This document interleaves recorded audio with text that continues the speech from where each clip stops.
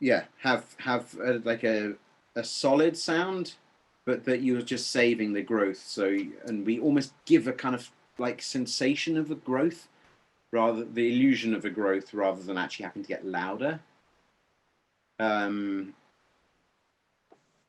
Yes. And then into 218, we end up in quite a happy place in F major. Again, that's kind of quite amazing as well harmonically, that we've gone from E minor, then the next sort of arrival point is F major. So we've got E flat major, E major, E minor, F major. I mean, that's kind of pretty, you don't really realize that when you hear it. And it doesn't really, we don't need to tell anyone, but just to marvel at what's going on there is kind of cool.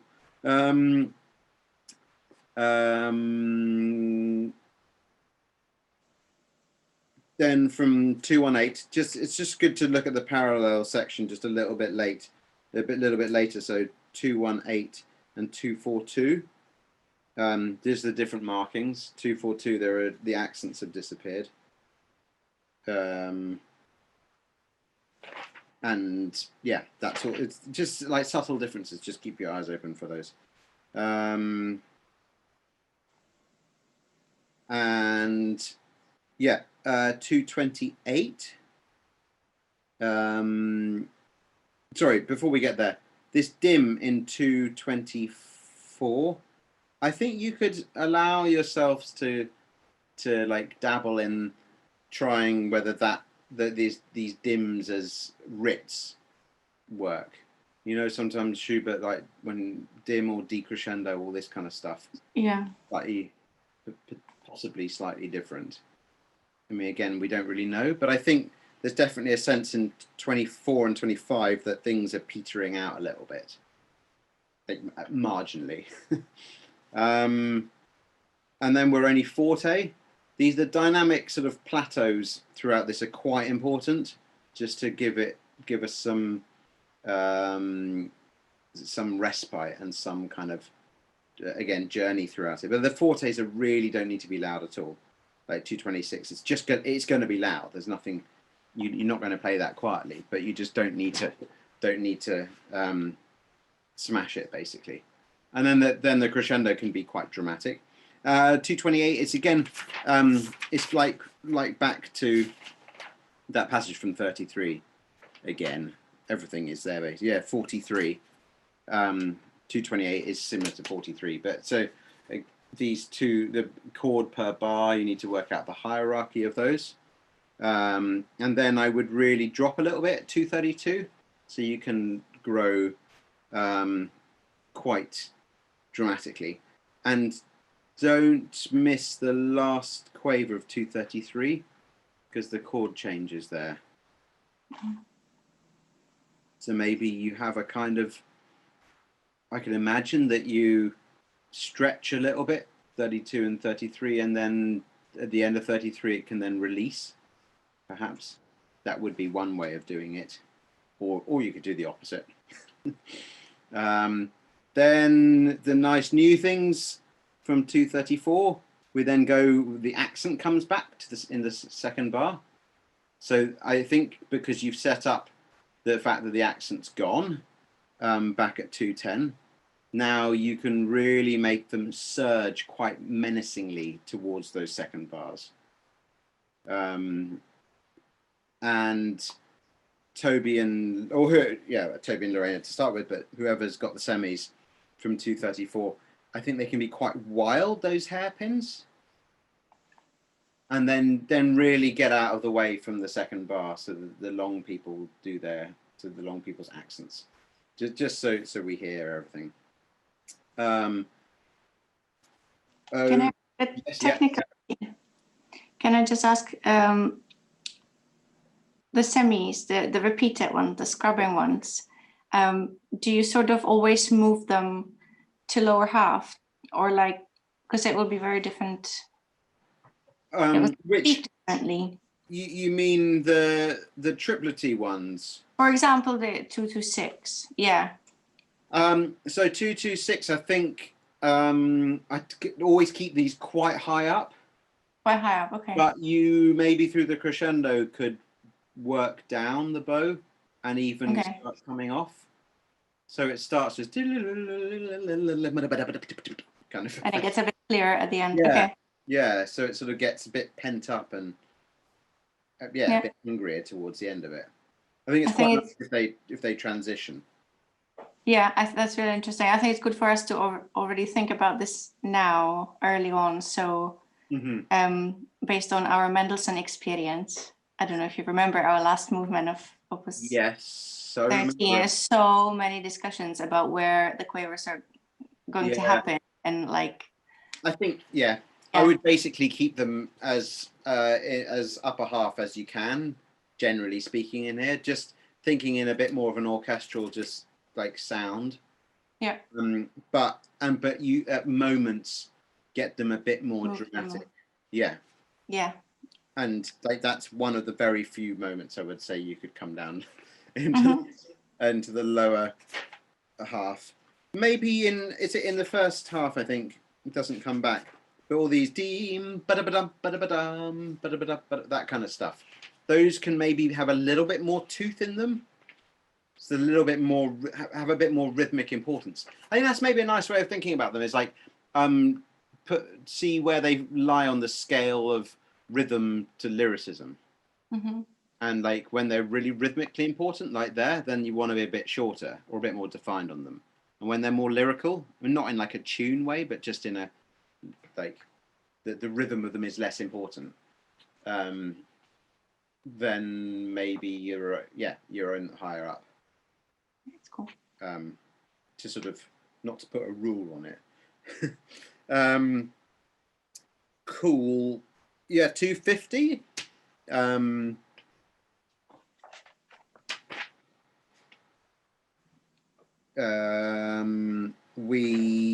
That's again the same sort of thing.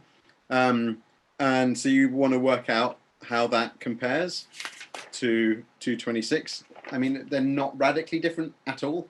But just to remember to keeping those things in mind.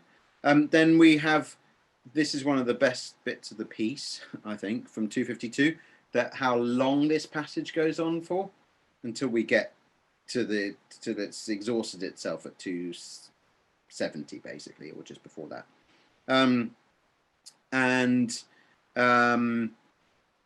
You just need to work out how you pace something like this. 257 is 256 is kind of the amazing bar when we realize that it's all changing.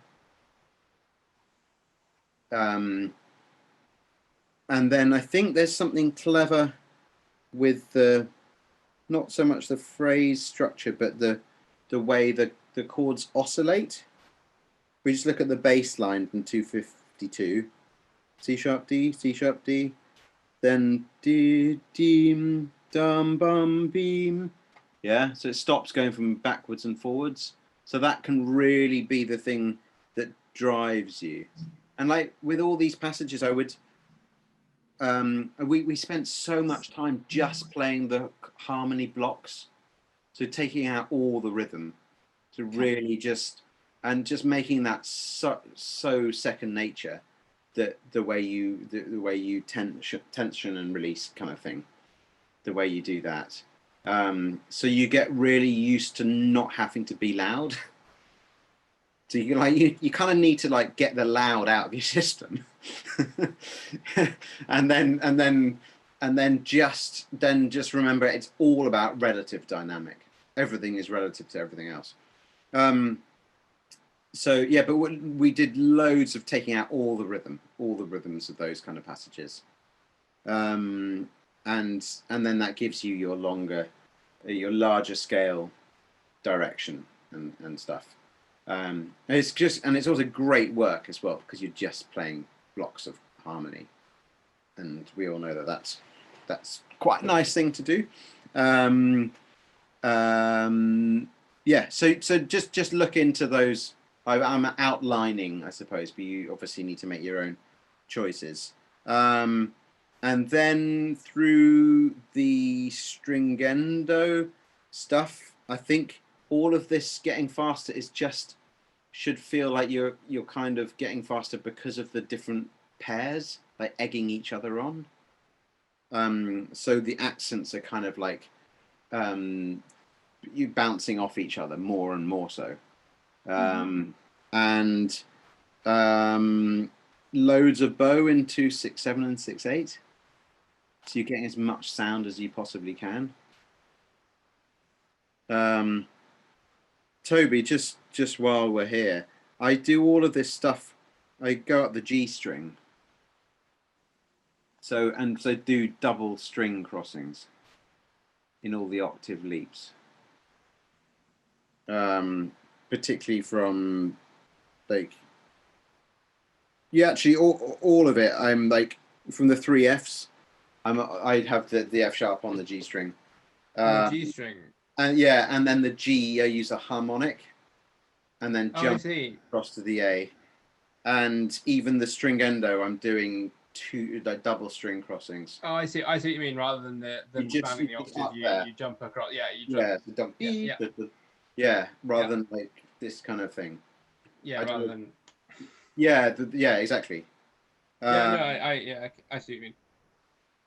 You can see. You can. And then this is all kind of a remarkable stuff.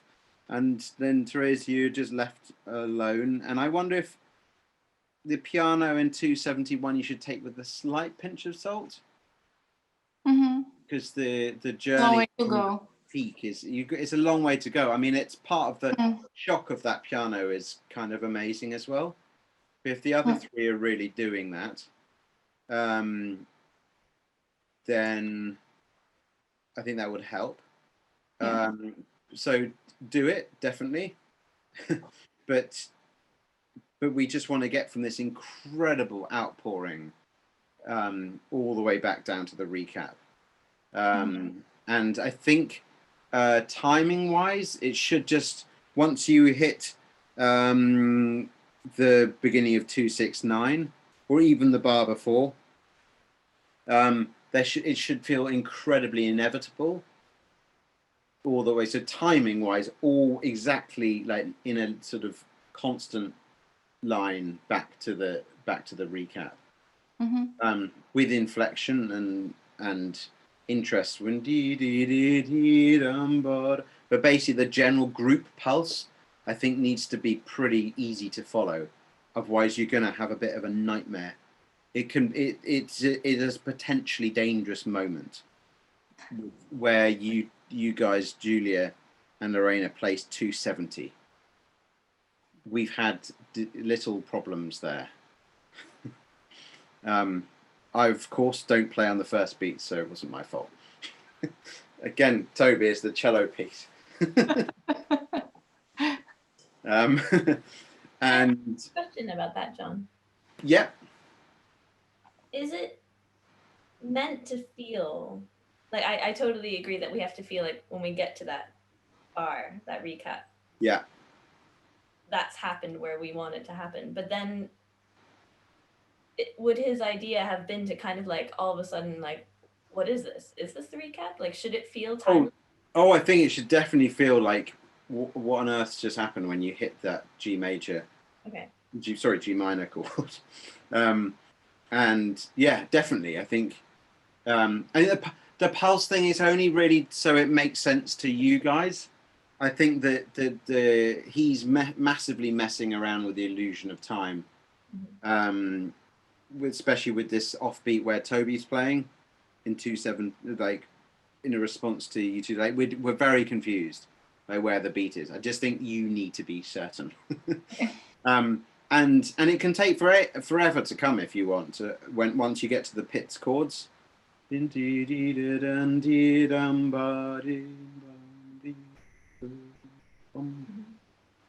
it can really, there's no need for it to be like metronome, even if you're slowing the metronome down, kind of thing. Yeah.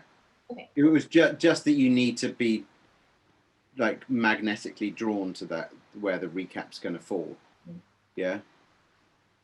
But you can it should just be natural, basically. That's all. Yeah. Sorry, Therese, what did you say? Sorry, no, I was just going to say he likes doing this. It's in quartets, it's also a little bit of that before the... Yeah, exactly. That's very, very true. But yeah. Julia, do you have a page turn here? And Lorena, do you have, I think you have page turns. Let me just check them apart. Yeah, not nice. Yeah, I have one. Yeah. They're quite stressful. You might want to get them over after your first pits. Yeah. Okay. Good idea. And Toby, you have a page turn somewhere around here as well. I don't actually. I'm fine. Okay. I have one later on around 288, but I have a 288. I sometimes turn it a bit earlier. I can turn it at 283. Yeah, something like that. Or 2, yeah. There's a bit, and it's less disturbing. Exactly. Yeah. But I see what you mean. Yeah. Yes, because that would be a very bad place to turn. Actually, it's a bit disturbing. It's very disturbing. But that whole area is quite shocking and stressful when you're playing it. So you might also just not want to turn because you might worry that you're going to forget the notes or something. I see what you mean. After all the turmoil of the previous page, it's quite a weird experience when you get out of all of that, and this kind of because nothing's happening, but it sort of feels like life is very chaotic or something. Anyway, you can work that out. It's quite hard, the recap, particularly for Julian and Lorena. And one thing that I think might help is that where the note change happens, which is where the pits comes in, that if the pits is lead that note change, I mean, not in a kind of like sort of like aggressive way or anything, but if you just rely that the pits are gonna happen, and if the note change, if all the pressure is on the note changing person to show where that's going to happen, it's going to be a disaster. So that might help a little bit. Don't be too quiet as well for you guys in the middle, because we just need quality here. That it just has to be well played. And then this piano is such an amazingly friendly thing. Absolutely, that when you hear the beginning of this piece, bar 3 and 4, if someone said like, how is the recap going to happen? Like, I doubt you'd get it in a few hundred attempts. Guess that's how it's going to morph into.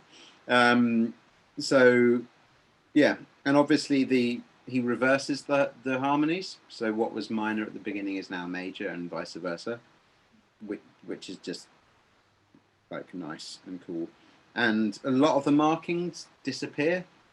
It's much softer. Everything's much more kind of low key. And Teresa, like 290 is super beautiful, but maybe it's not too fussy, all of this stuff. Because I think we're still pretty occupied with the fact of how calm it is after what we've still been through. We're still kind of reeling from the drama of the development. Did someone say something? No. Okay. Cool. Right. The next bit is one of the most remarkable moments in this piece, I think, in a sort of timeless way. And the way that we're getting all of these different rhythmic things combined. I don't think we should ever in this section be aware of any rhythm.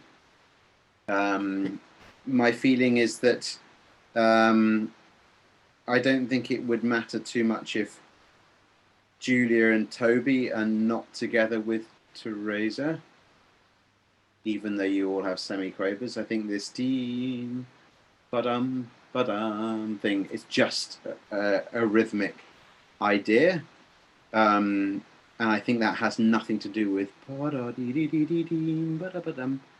if it happens to be together, cool, but like I don't think you should try and fit them, because I think that if anything, Teresa, you're probably going to be on the back side of the tempo, and you two might want to more on the double dotted thing, and it's all fine because Lorena's triplets are this most amazing like blurring effect. It's quite scary, this bit, because you don't really feel like anyone's together, but somehow you need to trust a bar pulse. Yeah, I would rehearse it like all these things, but like just building it up. So definitely, and giving the voices as much personality as you can within this, the pianissimo G major beauty haze. Yeah, it's quite a tricky moment, and it looks massively complicated, and the effect that we want is just the most timeless and sort of heart-stoppingly beautiful kind of moment. I think the world completely stops. When you say building it up, so Toby and Julia just get that as a very solid base, and it's kind of weird. You kind of in this bit you kind of don't want to listen to anyone apart from Julia and Toby to each other. So if you start listening to everyone else, there's so many like confusing oral messages and signs going on. So yeah, that sounds like I've really complicated that bit for you. But you're... No, I think that's good to know, because it's the feeling of like knowing that maybe it doesn't sound 100% together and wanting to really just lock everything, but sometimes it's okay when it's just different layers. I think so, yeah. I think this is really a blur. It's like you really don't know what you're looking at, and it's just sort of there. And I have to say, it does often feel like it's really bad when we play it. It does feel as if like we're all at sea. But then if you hear it, like a recording of it or something, it's remarkable how good it can sound, even compared to how bad it feels. So it's weird. There's something like odd about it. There's probably a lot of kind of probably the spell. There's a spell in it, so it's like sort the world's problems out or something, but it's kind of unattainable or something. I don't know. Intonation is always really hard in this bit, particularly 297 with this open C string. Toby, I always feel I'm out of tune here, and it's really annoying. But I think somehow, with us at least, it always seems to creep up, tuning wise. I'm not sure why, but yeah, it's the same chords that happen all the time throughout this movement. So you just need to work out your own relationships with them, I think. But you were gonna say, but it's not your fault because you have an open string. Well, that's true. It goes without saying.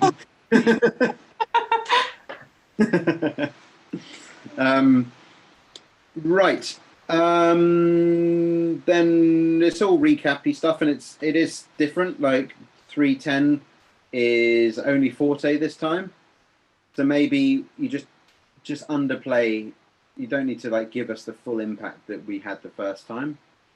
It's more kind of going down the feeling of going down memory lane, rather than it having to be all too real, perhaps. This one is like, I don't know, this took me years to realize for some reason, or years to focus on at least, but it's kind of amazing from 310 It's maybe more for not Toby, but for the rest of you to be aware of that the bass line is utterly extraordinary. How it keeps on descending and descending and descending, and normally we don't get so far. But yeah, all the way up to this E natural at 330, almost unbroken. Yeah, it's kind of like in a different harmonic rhythm speed. But so we have the G in 310, and then the implied F sharp at 312 that does then happen in 313. Then the F natural, then the E, then the E flat. We miss a D, but that's fine. With C sharp, C natural, D, B flat, A, G, F sharp, and then the F natural on the beat this time, Toby, at 327. The first time round it comes on the second beat, that semitone drop, but it's even more emphatic, and then sitting on those, the Fs, and then, yeah, obviously we don't get quite down to a low C, but that's kind of extraordinary, that. And if you know that when you start 310, then I think there's no way you'll just go full out at 310. Yeah. But that's one of these passages where the harmony just completely rules the show. And yeah. Okay. Then at 330, just to point out that this time, as I think I mentioned last week, the accents on the second quaver, the yum pa da dee da dum bum. I think we do down on these. Okay. Whereas in the first half, I think we do down up, and then up down, or whatever. But here we definitely do down, then down, up, down. Does that make sense?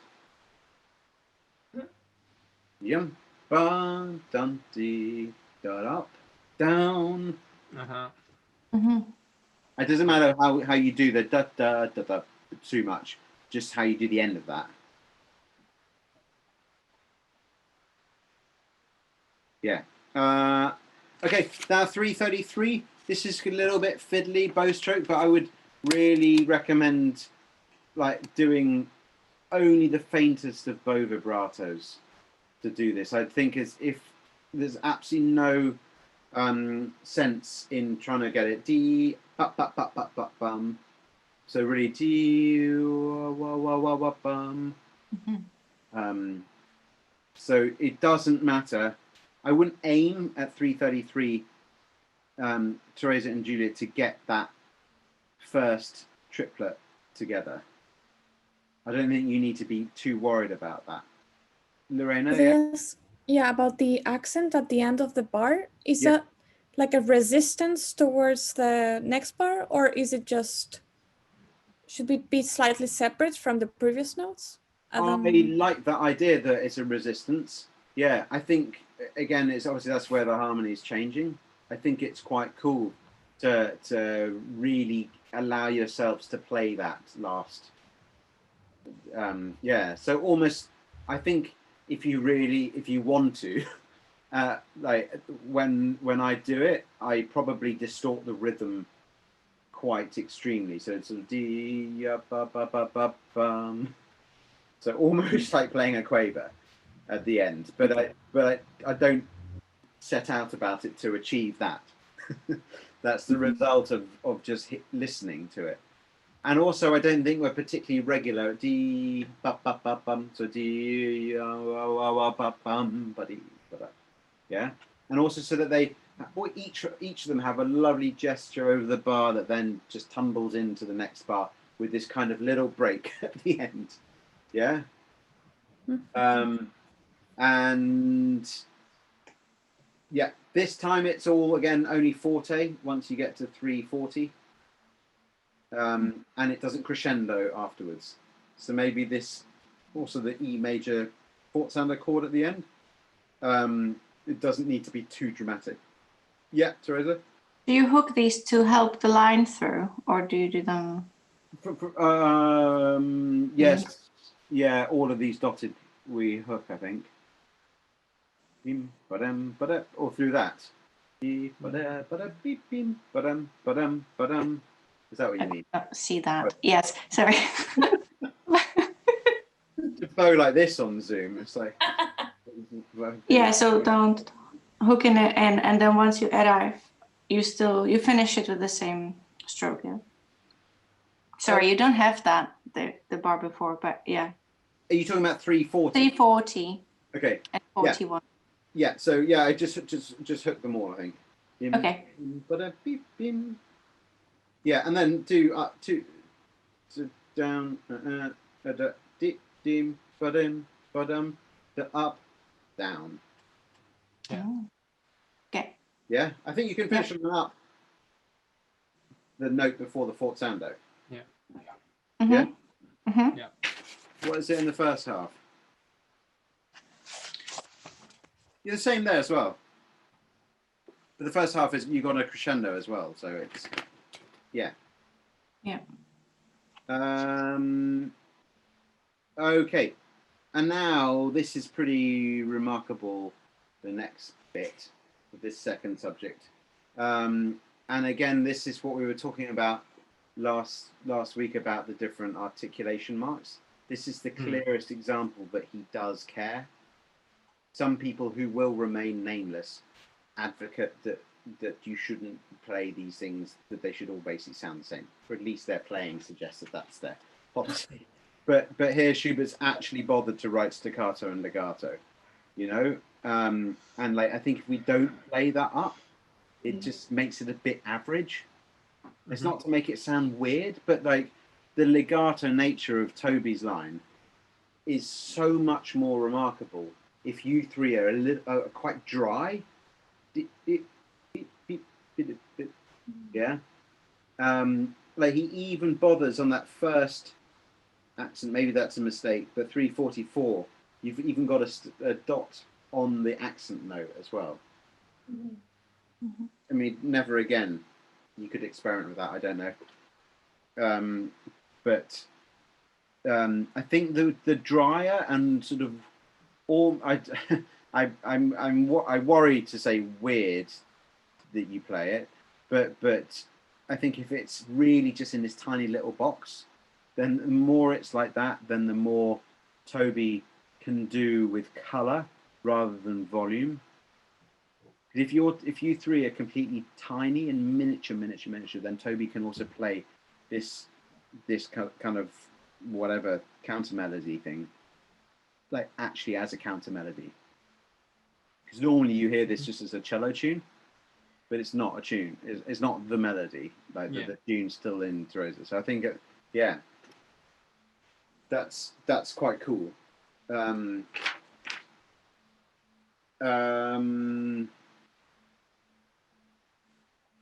Yeah. Then it sort of. Can I just ask you, John? Sorry to. Yeah.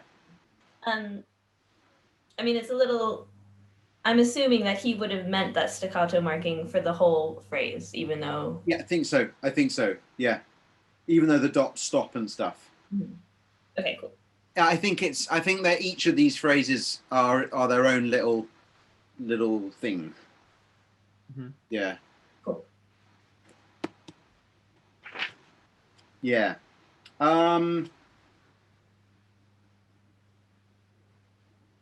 Always with these things, just think rhetorically as well about what you're saying. So like towards the end of the phrase with the 353 4 yeah,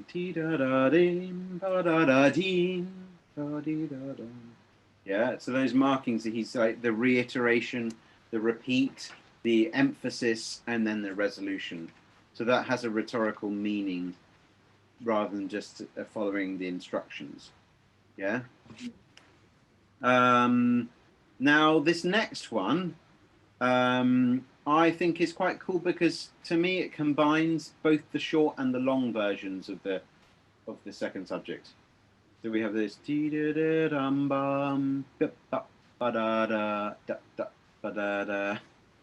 Yeah, I think you can experiment with how extreme you do that. I'm not bothered by it being extreme. I think it really does work. because it's so quiet as well. And Teresa, the stuff you're doing around it on the top is not something that is going to that's going to water it down a little bit. So be quite brave with all this, but never like so it's anti-musical. We don't want it to be that, but so there's still phrasing and shape and beauty. But yeah, you can play around with that as much as you can. But I think it's just really fascinating just to present it differently, because like I said last week, by itself it's not that interesting, and it comes so many times. Like it's the clothes that it wears that we want to know about rather than anything else. 367. Also, those are still quite long. There's a danger to make those but just to go back, you can still make them quite long. And this time it's a crescendo only to forte. And so again, this idea that we're having that all of the recapitulation is a little bit less dramatic. Still have that shaping, so through these 5-bar phrases. So really going to the 3rd bar. Then this 2-bar tail, yeah. And then 3-8-1 is quite an important moment. Harmonically, that move doesn't happen in the first half. Yeah. That's all fine. And then 3-8-9, we did mention it briefly last week, but this is this amazing time that then we get all of the different guises of this tune that like effortlessly appear together. Yeah, I mean it's just remarkable. Not so much to say about that. Toby, going ahead a little bit. 404 is potentially very difficult to get that B. I helped myself first of all by trying to put into my left-hand memory the feeling of being up at that B in 399 and 400. So like actively trying to just remember how my arm felt there through the next scrubbing bars. But most importantly, I do an up bow at the beginning of 404. I tuck in an extra up bow, which really helps to get to the B. Sure. And then the next one's fine, but that's just quite hairy. I also find that figure earlier on when it's repeated really tricky in terms of how to manage the 5th across and double down and make it sound good. Yeah, I do. I think this time I use harmonics probably. Yeah. They're going across, just touch them, but the ones before I've been trying some sort of spidery fingering and anyway, I'll try and figure something out. That you mean at 161 and 2? Sorry? Do you mean at 161 and 2? Those and like 157 and no, that one's okay. Yeah. It's more the ones at 3, 3, 9, 6, 7, 8, 9, 3, 9, 9. Okay. Yeah.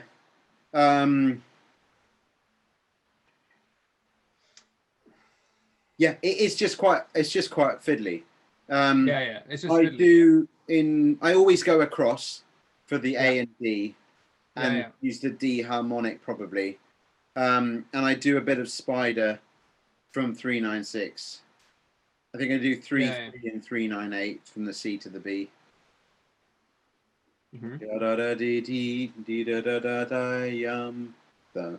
So you already prepare the extension back for 1 to get the G.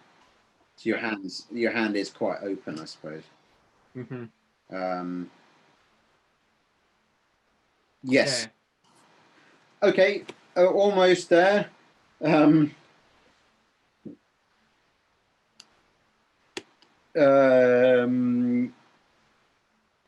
the crescendo's quite big, obviously, from 424.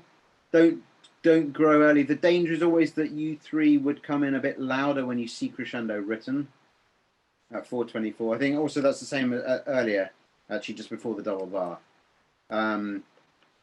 And kind of let Toby drive the crescendo. I mean, don't be passive, but his continuousness. And then this remarkable chord 428. You all have 4 notes apart from Juliet. Really, again, broken from the beat. So off together before I make them really full. So D3 ba-yum. Yeah, so they really come on the downbeat and full to the end. Like, I think you can really play these as full crotchets. I don't always think that's a sensible policy, but for these, I think the grandeur of that helps.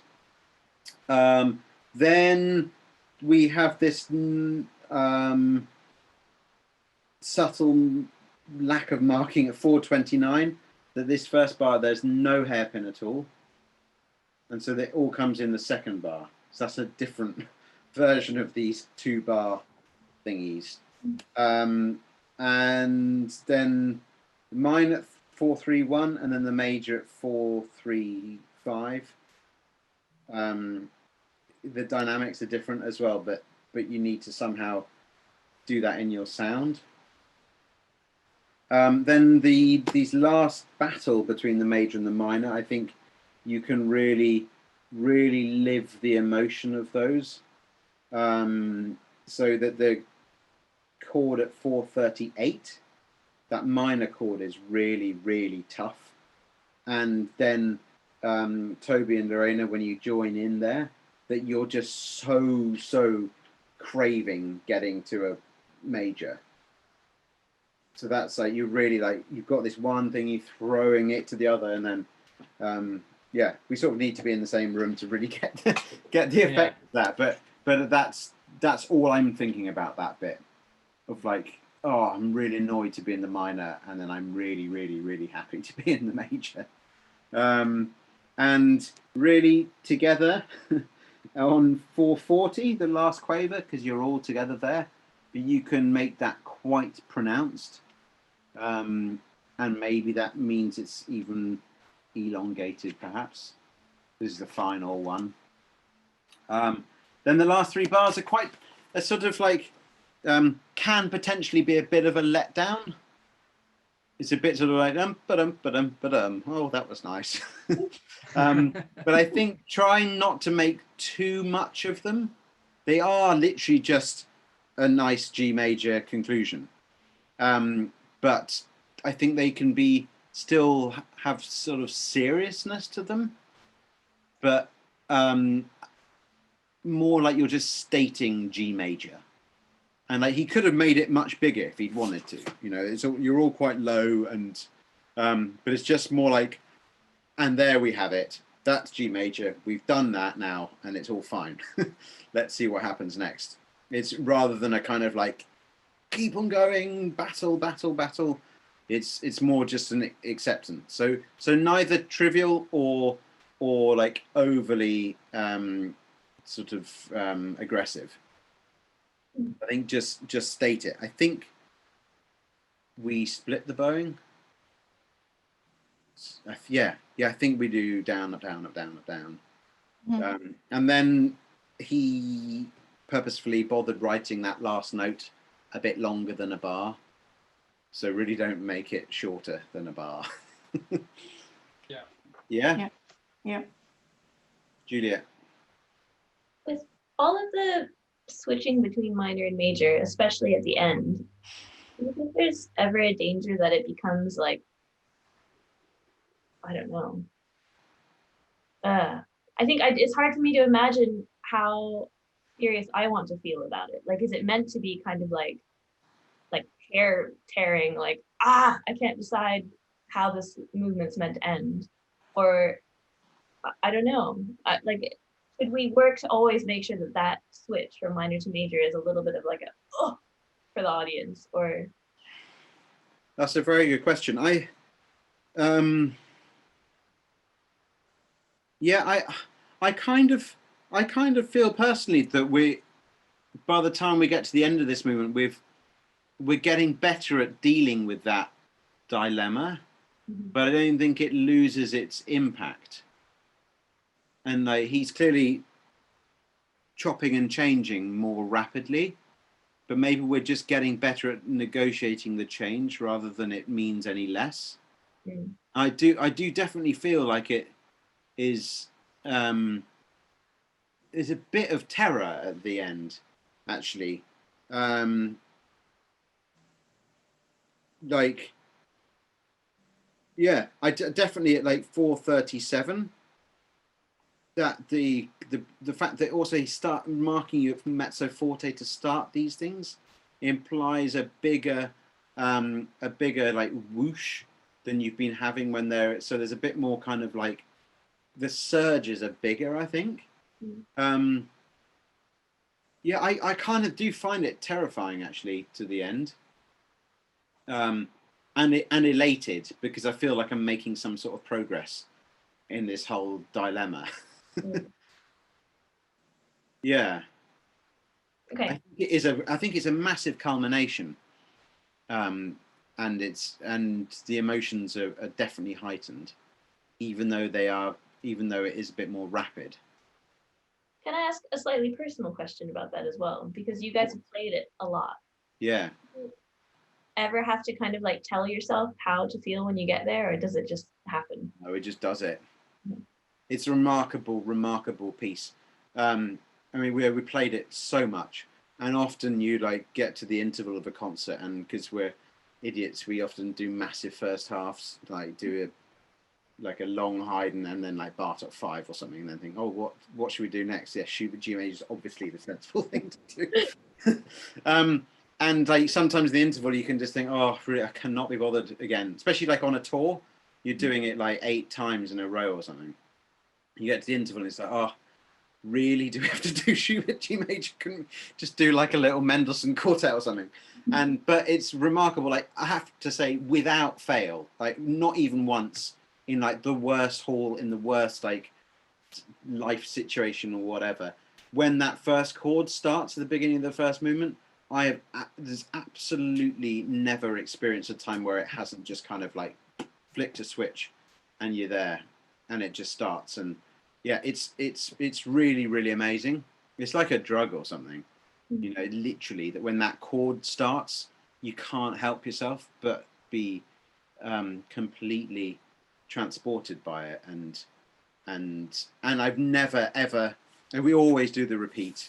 And I think once we didn't do the repeat because Ying had food poisoning, so we like wanted to cut us some slack, and it felt so weird, like it was horrible to know, because it doesn't. I mean, it doesn't really make any sense. The size of it doesn't make sense if you cut the repeat out. You just need to have gone through it twice. But so it never even I get to the first time, but I think, oh, but really got to do it again. Yeah, I don't know, and really we must have this. I think this is probably the piece, at least like second half piece that we've played the most.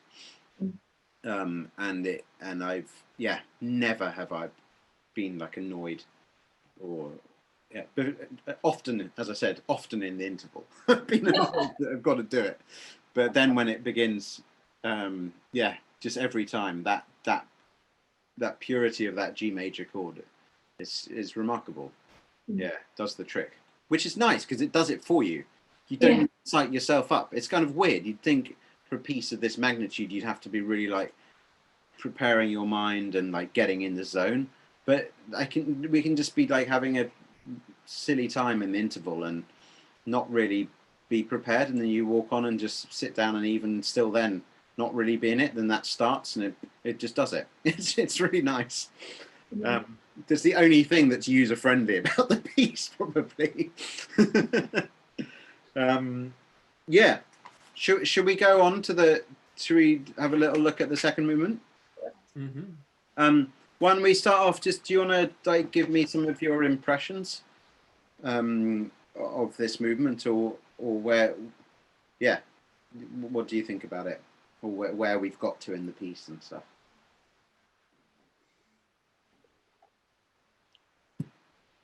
I find the cello tune, it's like really haunting. Mm-hmm. I mean, I guess the intervals are quite a big factor in that feeling. Mm-hmm. Okay, that's like let's just talk about that. I think, Julie, already you've put this movement in, for me it's like right zone, which is haunting. I think it's like absolutely perfect starting point, at least for it, because it isn't just like a nice slow movement. And again, this is a kind of tune that can be played, I think, can be played too beautifully. There are moments of extreme beauty in the tune, and like when it comes a bit more majory, or like when you all have it later on in the movement when it is actually in the major. But the little glimmers of more beauty and more like hope in it. But I think generally it is incredibly haunted, like this beginning.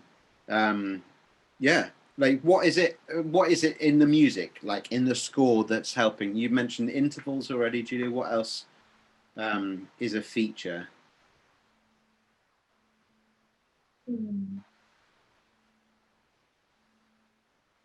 Well, it's quite sparse texturally as well. Like even the first chord is very open and kind of like, yeah, it's these beats. It's weird, isn't it?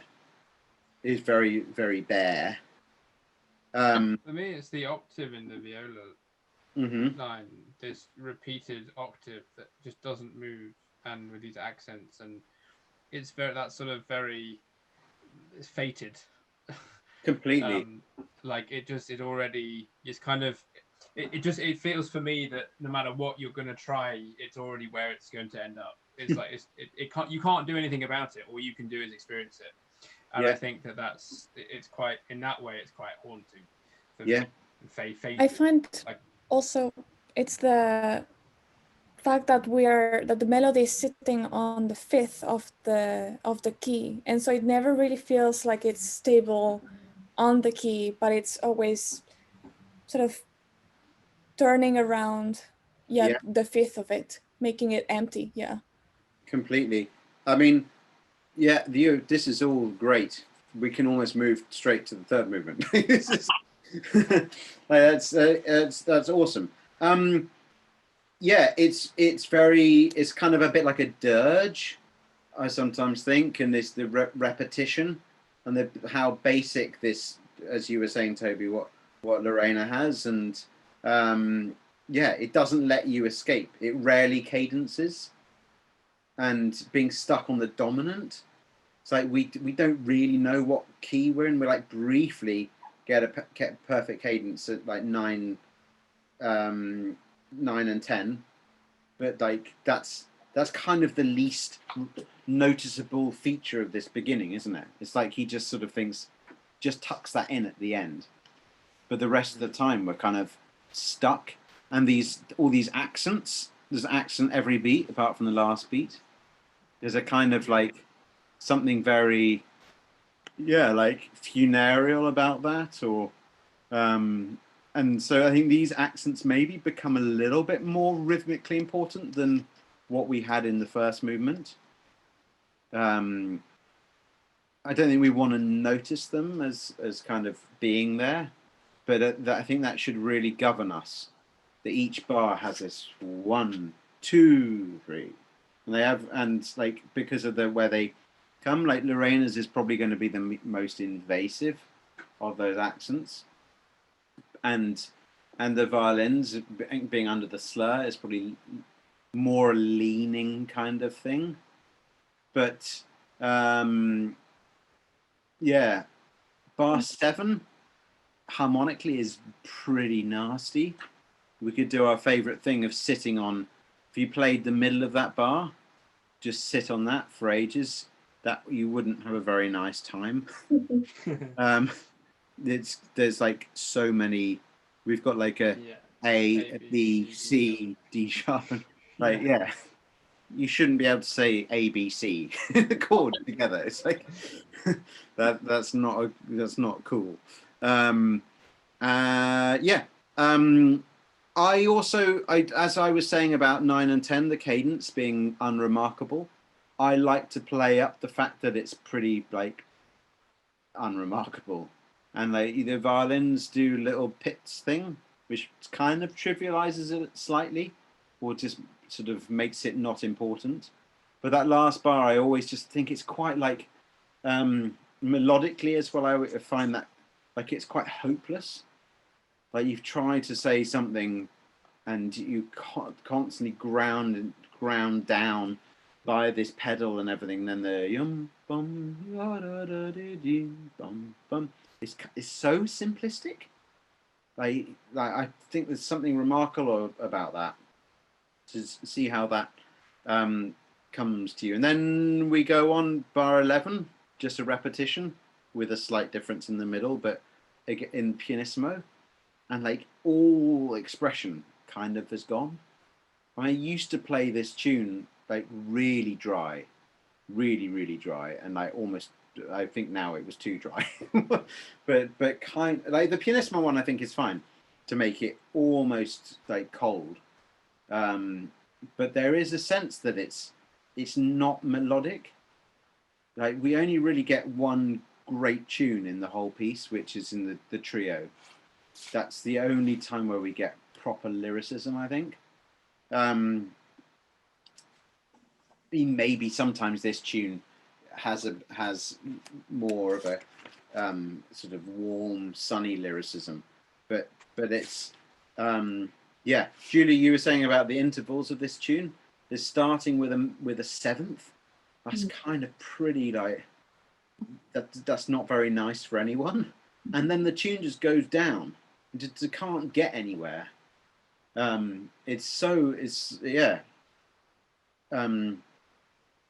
a happy experience going on here. Right, should we go on from the double bar?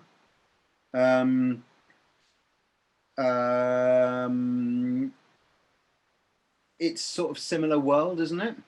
Mm-hmm. The accents, or actually, no, you don't have accents. You violins, but Lorena has this like C for 7 bars, just a repeated C. I get the falling octave. Yeah, you two both try and go up, and you have to come down even more. But there's something very hypnotic about it. I think in a quite sort of Grim Reaper sort of scene or something. Toby, I'm always interested by these F sharps. The dee-ya-dum-bum. They're so short, but like those for me. I mean, it's there because of trying to make this C zone feel like the Neapolitan thing. So that's the kind of reason for them needing to be there, but it just gives it quite a sort of tinge of weirdness still, that like, because if you just play da da dum bum it would be just quite a sort of nice march or something. But there's so that's something to think about. And it's a nice 7-bar phrase. 4 plus 3, I think. So the 3 bars at the end really do something to you. And then we get this still pedal thing. We've had 7 bars of C, 4 bars of B. I mean, it's so basic that like it's sort of ancient, almost, I think. And then we get the one moment of sunshine in 33. Or some more sense of humanity, and you get this comes so many times that you do have lots of options of which way round. Do you want to make 33 more? Do you want to make it less? Do you want to make it warmer, more surprising, or whatever? Like, it's completely up to you. But things to consider. Yeah, and then it just ends again, like in this really simplistic way. Often in piano, there's like tail bars, regardless of what the dynamic of the main phrase has been. We often just end piano. So maybe they sort of, never too precious, I think. John, can I ask you a very small detailed question about how important you think the semiquavers are in 35? In terms of speaking.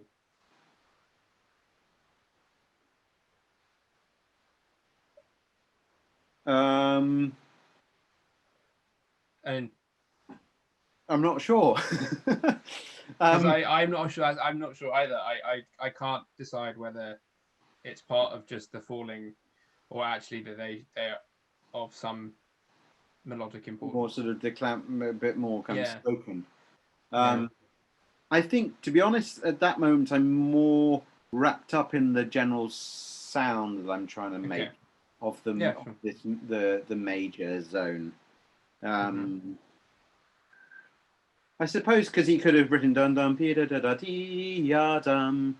Yeah. Yeah, that's nice. I have never really thought about that. Okay. Yeah. I suppose they are quite. It's just the F, just to have the F natural again. And then the F natural is such a nice thing to have experienced after all these F sharps, isn't it? Exactly. And I think it's just so. Yeah, maybe. Anyway, I think I've always just felt them as a nice little release, as something a little bit more florid. But maybe showing that that's the first time we've had two semiquavers together is not a bad thing, or at least being aware of that. Yeah. Okay.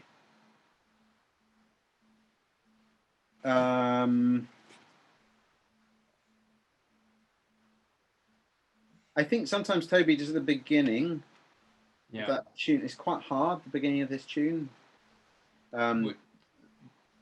intonation-wise, it's quite hard to play the B. I think I sometimes do it on a down bow, just at the end of the second bar. Where are you talking? Sorry, the end of the second bar of the movement. Oh right, yes, the B. I think I sometimes do that as a down bow. Down bow. Yeah. And then, okay. No. So really, so you have that kind of feeling of bow space. To swing through, swing through. Possibly. Yeah. I mean, maybe you'll be fine, and I go across, so I do a 1 on the B. Yeah, the 1, Which is I find very difficult. Yeah, it is difficult. And then am I right in saying this B, this A is 7th acting? Yeah. Yes. Yeah. Yeah. And then how much are you true to that 7th intonation? Oh. And then in terms of melodically, how much of a clash? Yeah. Can we get away with, and then because then otherwise, how much do I distort the melody, as it were? I think you don't. I would play it melodically. Okay. I think, yeah. Can I ask a cello question? So kind of related to that, like when you get the F natural later on, like if I was imagining playing that on the violin, first of all, if I was in first position, it'd be like, oh, F natural, like, oh, low. So I think it's interesting that the cello, like you guys imagining playing it, is a very different experience from me imagining playing it. Yeah. My instinct, like just looking at the music, was that that's going to feel really weird and probably a little bit uncomfortable because it is definitely the 7th in D major. Like if D major was the dominant. You mean as in 33? Yeah. Like if it was a dominant 7, how like? I think I'm already feeling it as a perfect fourth above a C in C major. Okay. Yeah. I think that's where I put it. And it does possibly feel a little bit strange, but the emotional impact of it now being an F natural, I think that distracts from anyone really worrying. Yeah. The kind of the tuning kind of spelling of that chord is. That's probably. We need to go around from. Yeah, so I would tune the F. I would tune where the C is at the end of that bar that you have, Julia. That to the end of 33, your C needs to be in tune with the G Lorena has, which was the open string basically. Yeah. And then the Toby's F needs to be in tune with where your C will have to go. If you see what I mean. Yeah.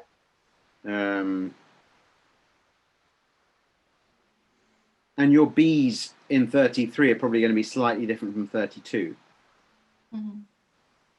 32, they're probably going to be a little bit higher, more happy with the open E string. Yeah. And then in 33, more as a sixth with your open D string. I mean, subtly, but I wouldn't think about that too. I know we've got history in our intonation chats, but I wouldn't think too specifically about that. I would more think about how the emotion of that F, of the harmonic change towards C major or G major as a dominant, how that affects your whole like a little bit like what you were saying earlier on, like just a minute ago about that F feeling low or something. But like when the difference between dum pi da bum, that F sharp has a much more kind of like heightened feeling than ti da yum bum pi. Would just make me automatically put the B lower. I wouldn't think too much. Okay, this B is going to have to be a bit lower. I would more want to wait until I've heard where Toby puts the F, not to then mathematically work out where the B is, but for me to emotionally have been in this first bar, and then I hear that F and I'm like, oh, okay, this is where we're going. And then sort of magically your hand goes slightly different because your ears are craving it to be different rather than it being planned. I mean, it's good to talk about it and be aware of it, but I think you and Teresa having a unison B, I think the chances of it being the same are much more increased if you react with your ears to where Toby's F has gone, rather than you both prescribing where that needs to go. If that does that make sense? Totally. No, I was really hearing it like in my mind, looking at it like it needs to feel like some sort of dominant seventh, but I think it makes much sense that it's like hinting at C major. I think so. Yeah. I think no. Yeah, sorry. Go for it, Teresa. I was just going to say that I think knowing that it is going to feel different once we finally hear Toby play it, then our sensitivity will probably be more alert because we know that this is happening. Yeah. But rather than like pre-planning that, okay, I'm going to practice my B being really high and then like you don't need to practice that. Like that's the kind of thing where you can over practice as well. Like you can do that. It's good to remember that you just can do stuff. We spend so much of our time as musicians like being told that we can't do things and being told how bad everything is that we do. It's such a battle that we all have to go through to remember that we actually can be good, because you're also not allowed to say that you're good. As musicians, we're not permitted to say that we're good at anything, especially in this country. So like just remember that you don't necessarily need to practice a lot of what we do. And you're better off doing your scales than you are necessarily practicing every single bar of Schubert G major. It's just more that we have the tools and then we can be flexible in how we apply them rather than it being specific to those bars. I'm not saying you were going to go and practice those 2 bars for hours, but But I think you could practice. You've much more benefit sitting with the score, or not even with the score, and just hearing bar 32 and bar 33, and just hearing and singing it to yourself or whatever, than having to work out the maths. Yeah. Okay. Going on at 40. This is one of these amazing, if a weaker composer this would feel really clunky, what he's doing. He's basically just modulating by just changing the notes. There's not a very clever modulation going on here. It's just the simplest possible way of doing it, but somehow it works.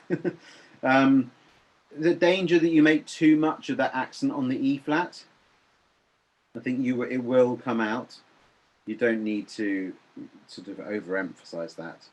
Then this dim marking again, maybe that again you can feel slightly as if you're just losing your way a little bit. And then the fortissimo is such a shock. First things at the fortissimo, shape is very important within the first two bars, but then also shape over the tonic dominant thing. Yeah, so we have 2 bars on the tonic, then we have 3 bars on the dominant, don't we? Kind of. Yeah. Well, it's a 6-bar phrase, this, isn't it? Yeah. 2 bars tonic to 1 bar dominant, then 2 bars dominant to 1 bar tonic. So just that kind of the hierarchies of that kind of stuff, as per usual. Yeah, I mean, what do you make of this loud stuff?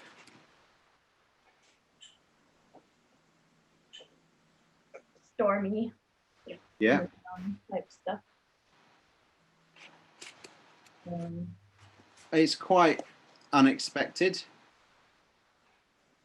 And the sort of character contrasts like we were exploring in the first movement is still going on here in like a chamber to symphonic scale kind of thing. This is pretty radical, all this stuff, particularly the trems from 53. I mean, there's like unheard of stuff in chamber music land, I think. It's so wild, and these screams that Therese and Lorena have in 54 and 56, and sorry, 52 as well. Just like, it's utterly catastrophic stuff, and I think you can make it pretty aggressive, pretty nasty. Yeah, I don't think there's space really here for much refinement. But to create storms, we need to create motion. So like what you have in 49 with this hairpin, I think you don't necessarily need to be too rhythmic about it, but I think again it can so you really sweep into stuff, and the scale doesn't need to be done. Yeah, I don't think it ever could be. Yeah, and then these forzados, I think they're great if they're really nasty and dry and just scratchy and guttural kind of noises.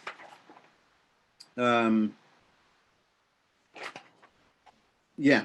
We were actually wondering if these screams, the if Yeah. that was related to the material in the first movement, when we have this little break at the very, very beginning, and then the dee-ding. Yeah. Oh, yeah. Definitely. I think that's a very good observation. I mean, slightly different character. but yeah, for sure. I think it's quite cool also with those that he bothered writing a semiquaver rest after them. I think they can stop. I think that can add to their drama. the scream has a finish rather than just being tadim palm. Yeah, there's a buddy. Yeah, so there's a dryness to the end of them, maybe. Yes. Then this is just a stamina exercise from 53. Like it just hurts, and it will hurt. I think you can do different rates of tremolo. I think it just needs to sound as enormous as you possibly can. It's quite hard. I think you need to go with Toby throughout this. I think it's quite important that Toby is the just that simple harmonic motion. Also, I suppose because they're trems, there's always a danger that we like lean on the note changes. I would start from a place of not doing that, and then see if you want to add any of those in.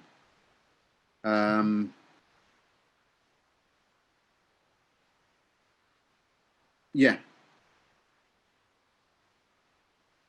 I mean, it's just got to be quite dramatic and quite loud. Can I on that note, John, can I ask for some tips in terms of this tremolo on the C string? I always have a massive problem with sustaining volume and sound quality with the trem without. So the more I go to the upper half of the bow and try and use bow to create it, the more I lose the note. Yeah. And the more I come down to the frog, I lose the trem sound, but it becomes more of a note. I don't know. And I'm trying to find a way of, maybe it's easier if I could play to you and shit like we can actually play, but finding something that works. Yeah. I wouldn't worry too much about the quality of it. I don't think you're going to make an actually a very loud sound on it. Okay. I think it doesn't sound very nice what I do there. I think the others have a better chance of making a quality sound. And maybe you could slow down the trem a little bit. Yeah. So I think I do quite a lot of yabba dabba dabba dabba dabba, almost that kind of speed. And yeah, I think just more you're getting an impression of the note rather than the note itself. Sure. It's just, yeah, it's not very nice. Yeah, and sometimes I even like sort of ya ba ba ba da da da da da, that kind of sort of speed even on them. Yeah. I think it might become clearer when you're playing it with them. Yeah. Okay, that probably will help. I know. Yeah, it will help. Yeah. Just on my own, it just feels like crazy at the moment. Yeah. But just unsatisfactory. The clock is beyond us. But I would just like to say that just to get to 81, because that's the sort of next. Just to complete it. That's just quite cool, Toby, what you've had with these dum pa-da-yum things. This descending tenth, it's quite extreme. And so I think you can always stretch that. I think it's quite good if the rest of it is quite rhythmic. Dum ba-dim, ba-dum, ba-dum. There's quite sort of in a tempo, and then it sort of like loses its beat, I suppose. Yeah. In your little interjections. That last one in 68, I actually do an open A. Okay. Just to make it even more extreme. Yeah. John, does that include us as well in the, like right before Toby has the A? Do we do open string there as well, or do we? Oh, I don't know. Stop it to make it more dramatic when Toby has the. Oh, to how it actually you finish that. Yeah. I think it wants to finish probably. But you could do with an open A, but I wouldn't let it ring on too much. Okay. Yeah. Cool. I have no idea what's going on there, to be honest.